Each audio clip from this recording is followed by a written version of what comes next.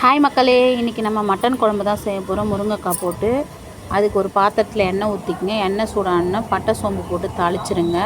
ஒரு கொத்து கருவேப்பிலை போட்டு தாளிப்பு கொடுத்துருங்க. 2 கட் பண்ணி வச்ச வெங்காயம் அதையும் போட்டு நல்லா வதக்கிட்டு ஒரு பச்சை மிளகாய் போட்டுருங்க. அதையும் நல்லா வதக்கிடுங்க. கொஞ்சம் வதங்கிறதுக்காக உப்பு சேர்த்துருங்க. நல்லா வதக்கிடுங்க. ஒரு தக்காளி போட்டுக்குங்க.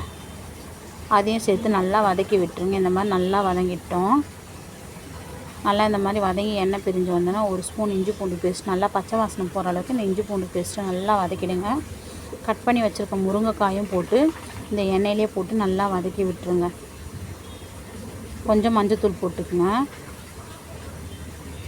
நம்ம மட்டன் ஒரு 7 விசில் போல் வேக வச்சு எடுத்துருக்கோம். அந்த தண்ணியோடையே ஊற்றிக்குங்க.